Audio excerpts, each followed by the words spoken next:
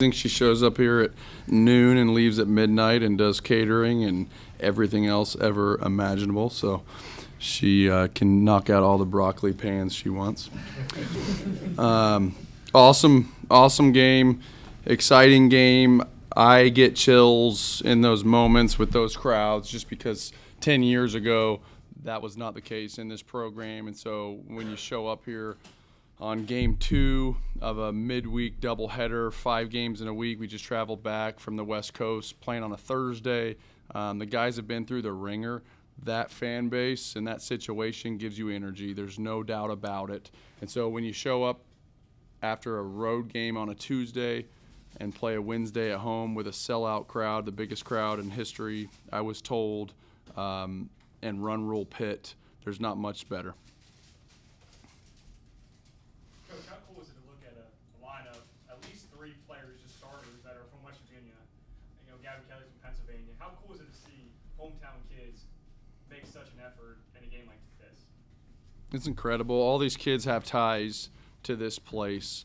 Gavin Kelly was showing up to prospect camps when he was a sophomore. Reinhardt killed it. West killed it. Hussey killed it. But there's just a lot of guys that have roots and ties to this program, and this game specifically means a lot to them, but the program, the university, the community mean a lot to all of these kids. And so it is special, and I think we have more West Virginia guys on this roster than we've ever had and since I've been coaching here. 3 inning double plays with the bases loaded. It's huge. Yeah, I don't know if I've ever been part of that. I don't think I've ever seen that in my career. We put ourselves in that situation with free passes, but we also made big pitches when you needed to. So it's the yin and yang of that. You can't give up 7 free passes and have bases loaded every inning and expect to win. But if you can keep your composure and make big pitches in big moments, that's how you win ball games as well. And so that was huge. Gavin Kelly had a piece of all 3 of those double plays, and this is his second game to play second base in his entire college career, and didn't take a ground ball the entire fall and the entire spring until BYU in batting practice. So it kind of shows you the kind of athlete that guy is. We had some injuries. Sam White was out. Brody Kresser was out. We had to try something. Who's the best athlete who's played some infield, and just started hitting him fungo before the BYU game, before he played there, and then had to take Kresser out on Saturday and, hey, Gav, you're going to play second today. Sounds good, Skip. Like, no problem. He's not fazed by anything. He drew the short straw. Yeah, exactly. I mean, he's played left field, right field, catch, and second base as a true freshman. I think we're getting into that uncharted territory for the quality of player that he is. Truly, I bet there's not anybody in the country doing what he's doing as a freshman. I was asking Ben, I mean, you guys give up 1 run on 4 hits. Just those 2 facts looks great, but then you also talked about the walks, the hit by pitches, and so there's kind of 2 ends Yeah. of that spectrum. And obviously walks were kind of an issue during the BYU game or series. Yeah. So where are you now, like with your pitching staff, concern-wise, I guess, or not concerned? I don't know. Yeah. It's a fair question because, yeah, you give up a run. You had a great pitching performance, but I think if you watch every pitch in every game over the last 5 games, we haven't been sharp on the mound consistently. You know, it's not a great recipe if starters are throwing 2 and 3 innings consistently. Long term, that will get you beat. You need to have starters that stabilize the game, and then bullpen arms that come in with their best stuff and their best mix and throw strikes right away. There's no settling into the game. Our offense has done a really nice job of masking some of the things that had happened on the pitching staff side. We said from the beginning of the year we lost 75% of our innings, all of our starters and our closer. We have the talent, but there's going to be some ups and downs. And so it's really important for our staff to remember that we're 24-4, and we have a sub-4 ERA, so you can't really do better from the situation that we're in. But as you continue to win, the expectations rise a little bit. So we just have to keep it in perspective that we have lots of new guys that are toeing the rubber, and every time they get out there, they're getting better. And failure and struggle and hit by pitch and expectations is part of this growth. And so if you look at our stats, it's pretty interesting. You have lots of guys with tons of appearances and quite a few guys with limited innings. And so my philosophy has been the more that you get a step foot on the mound and pitch, the better you'll be.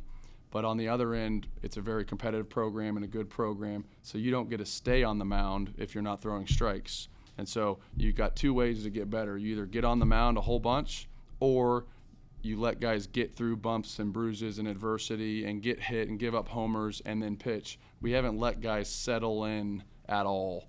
I'll go make a pitching change quickly because we have depth and you have talent. And so we're going to find someone that's going to compete and throw strikes like we did today with Porco, for example, right? But we've played other opponents, and you watch them, they give up 6, 7 runs, and maybe they'll get better than that, or maybe their confidence will get buried because of it. But our philosophy has been get him on the mound as much as we can. I think Yoke had maybe his 10th appearance today, right? You just keep feeding guys. And so eventually they're going to know when they step foot they need to have their best stuff. If they don't compete in the zone, you got to go get the next man. You get a lot of guys that were playing in this game for the first time between transfers and freshmen that were significant contributors. What does that say to, I guess, a mix of their maturity and talent? Yeah, I get used to it, and it's great because my staff kind of reminds me a little bit. Like this game, I've gotten a little bit more used to the crowd because I've been here for so long, and you've seen it, and you've been in the Big 12 for a really long time. But it really is a big deal because Oni was like, when Ben Hudson came in, he's like, I bet this is the biggest crowd that Ben's ever thrown in front of. So he was like kind of jacked up and juiced up a little bit. And so it's important for me to remember, I don't take for granted 18-year-old kid, 5,000 people, big moment, rivalry game. This is like everything they dreamed of. And so I think they handled it really, really well.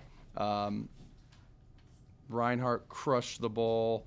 We had guys that had never played in this game that all, performed really, really well. Even David Hagan, he wasn't as sharp today, but he came out of the game last week because a little bit of a nagging lat, like a little bit of a muscle issue, so we didn't want to leave him out there and have him get over it today.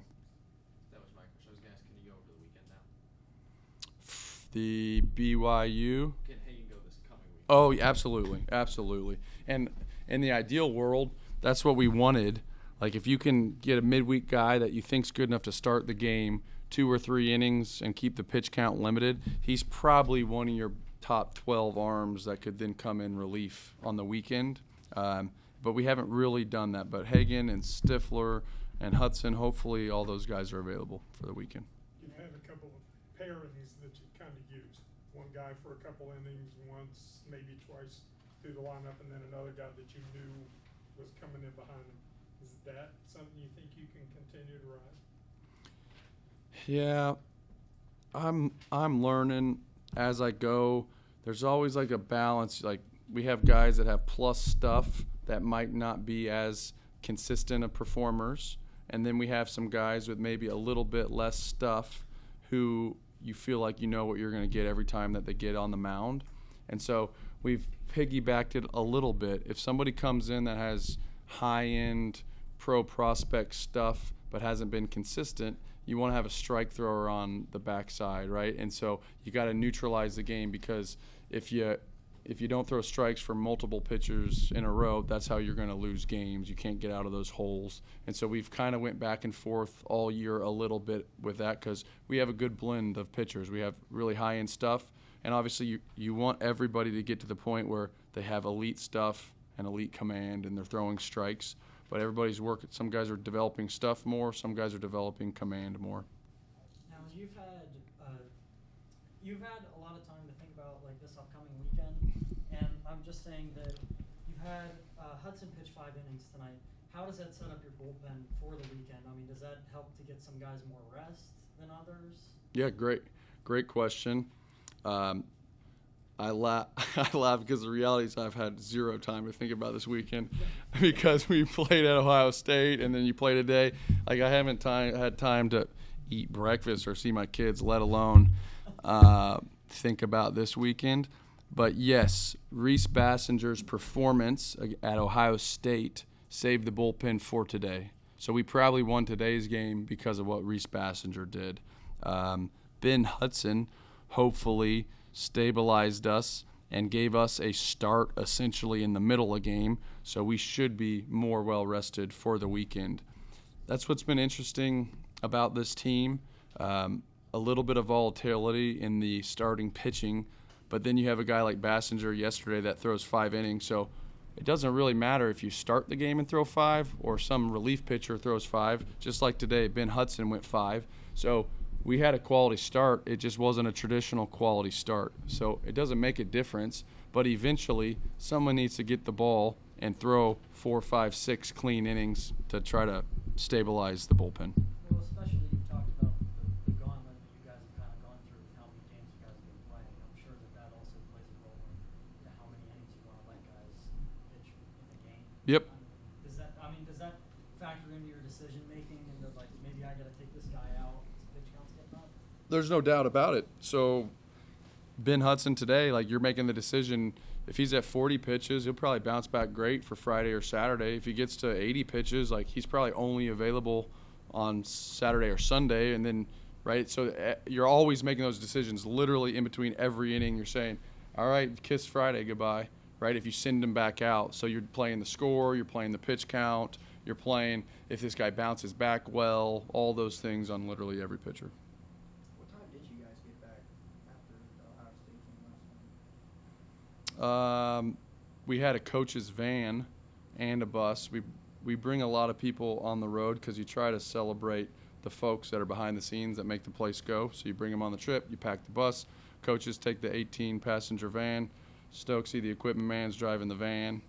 And we rolled in about 1:45, but I think the players probably got in about 2:30. Coach, when Brent Hussey hit that triple, there was a little bit of a bobble in the outfield. Were you still going to give him that green light to go to third or even second? Players read. So if the ball is like down the right field line and you're running from first to second, you basically can't be running to third and looking that way. But in the right center field gap, it's just his read. So he saw the bobble, made a really good read on his own, and went to third.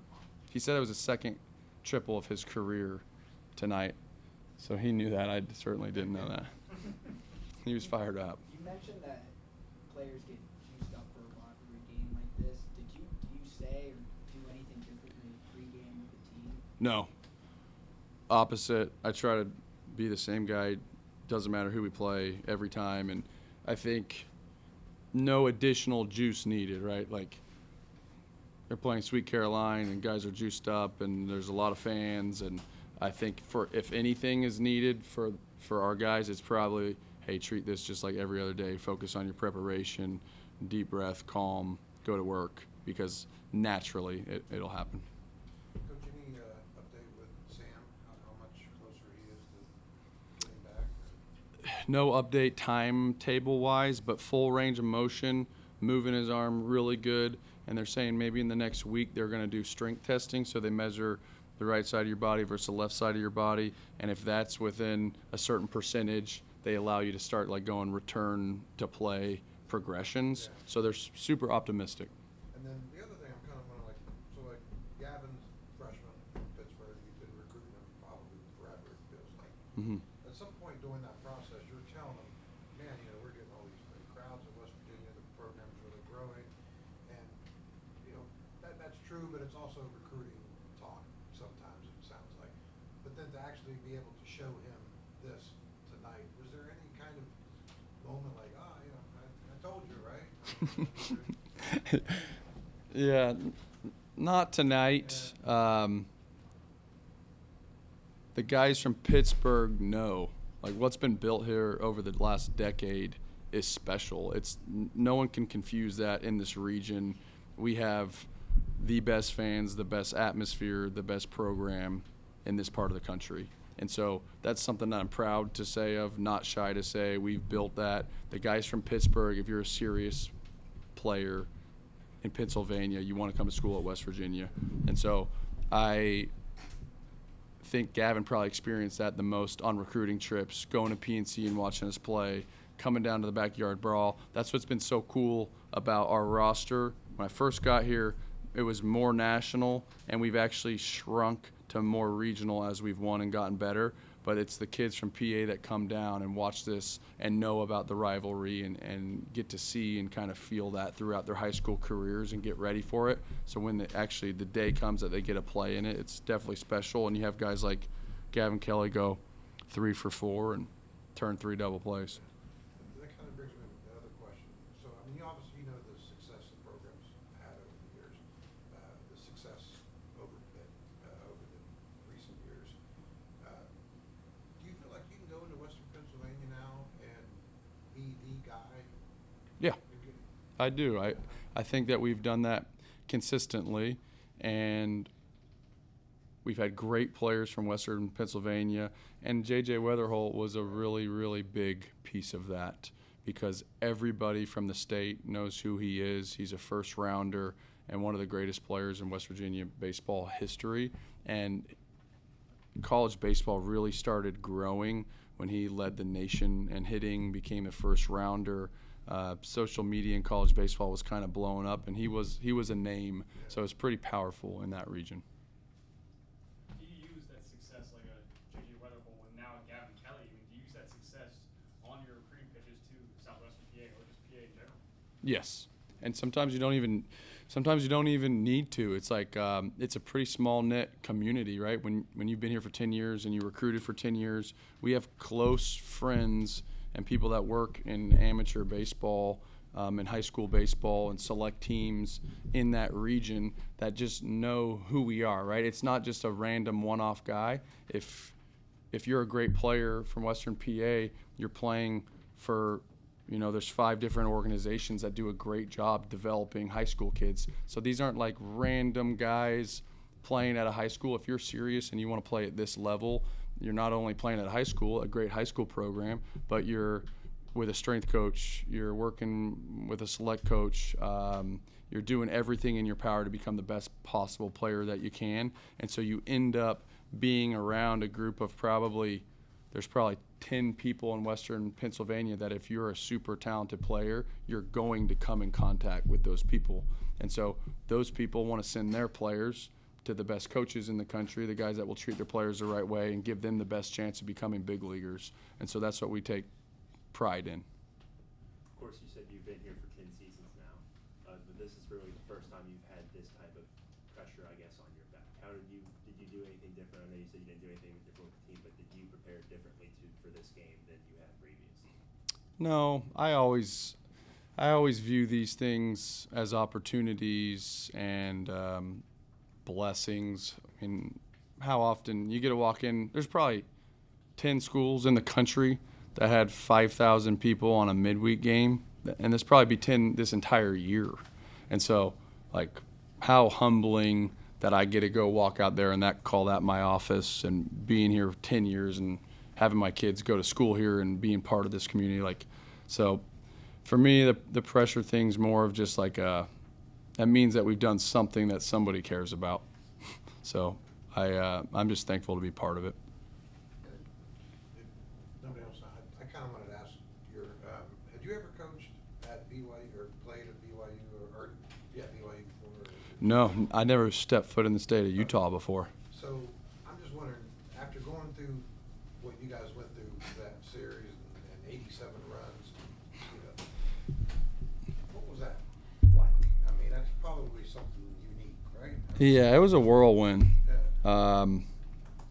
We played on Tuesday midweek, and then we wake up early the next day and fly out, and we have one of those weird direct flights that's not a direct flight. We went from Pitt to Austin, and then you stay on the plane for like 45 minutes, and then Austin to Utah. That felt a little bit odd to do that in the first place. So then you change time zones 2 hours, and you practice at BYU that night. So like a long-ass day. And then you wake up and you play a series on Thursday, which I've never done other than Easter occasionally. Utah's got a different culture, different feel to it. So then we go score 100 runs. They score 100 runs. The altitude, I learned, I haven't played there enough, but pitches are really altered in the altitude. And so fastballs don't play the same. Breaking balls don't break. Change-ups do weird things. And pitchers lose feel because their pitch shapes aren't going where they want to. And these are pretty high-performing athletes, so they know where their pitches are going to go when they attack them a certain way. And when it's not doing that, you get a little bit of hesitation. So a little bit of hesitation when you're on the mound leads to walks. And then also, if you barrel a ball, it feels like it goes about 3 times as far with wind blowing out and altitude. And so instead of having a solo homer because you made a mistake, you walked 3 and now it's a grand slam, or it's a 3-run homer. So it just kind of like snowballed a little bit there. But I think resiliency was the only thing I could take from. I got on the team Thursday night because we scored 4, and then it felt like we shut it down after 2 innings, energy-wise. But hell, can you blame the guys? It's like you travel, you do all that, you played 20 games. We battled some wildfires in Oklahoma. Like, we've been through the gambit a little bit, and then you get up 4-0 in the first, and it's like, hey, this might be my time to take a deep breath. That's what it felt like from the team a little bit. Like, hey, we might be able to take a breather here. And so I get on their ass after Thursday just because as soon as you take a breather in this game, you have no chance. So we get waxed. But they bounced back on Friday and killed it. And then Saturday, another test. We're up 7. Then we're down 8. And then come back and win the game. So proud of their effort. It was goofy, right? Like, we were down 14-7, and then a ball gets lodged in Logan Save's knee pad for like a weird ball lodging call, and we end up going down 8, and you're like, the amount of free runs and errors, like, you can't win baseball games like that, but we still ended up winning the game. So really, really weird series, a big-time whirlwind, and I'm excited how we answered tonight. I think the scheduling was probably a little wacky to play a double midweek versus 2 Power 4 schools, but I think our kids should be so proud. Like, we played 5 games this week. Pitt played 4. Obviously, that's going to affect your pitching, your bullpen. To be able to do what we did today and win this game was pretty damn special. So it was a difficult challenge. Obviously, in the years to come, you'll go back to BYU. You can't manage there like you would at Oklahoma State, right? Or at level ground, I guess. There is a difference with that stadium and I guess maybe Utah in itself. Yeah, we might need to recruit a couple more sinker ballers so we can get some ground balls going and less balls in the air. But it was, I think, the combination of there's some altitude, obviously, some of those things happen, the travel, but then also I believe that BYU can really hit. It was kind of the first time this year, not first time, but going into the series, I was like, these guys are scary. Like, they have a bunch of old, strong, swing for the fence. If you make a mistake, they'll make you pay. And so I think it was a combination of all those things. In your career in baseball, do you ever recall piggybacking off that BYU series, a week like this where you go out to Utah, have that weird series, come back here, have a top 10 play, and then come back to your like 2nd or 3rd annual record-breaking crowd? No, it was crazy. And Jed was sitting in the locker room after the game. He's like, I don't think we should probably schedule that double midweek like that next year. And I was like, I don't think I did it on purpose, but if we would have Ohio State on the road after this, that's the definition of a letdown, right? You're in front of 4,500. Guys are fired up to play Pitt at home, all this kind of energy. And then it's like, hey, we got a 9 a.m. breakfast sandwich and we're getting on the bus to go play a afternoon game at Ohio State. That would be way tougher. But we went and played the road game, which is always a little bit grindy, right? It's 3.5 hours there, 3.5 hours back. You get back late. You eat your sub sandwich. But then we walked into this atmosphere with this crowd and this juice. So it's kind of like, how can you be tired? Like, I think these kids are made for that. They're wired for that. So scheduling-wise, it actually kind of played out a little bit where I think we just got everything that we could possibly get out of the kids that need to go to sleep, and tomorrow needs to be an easier day. Thanks.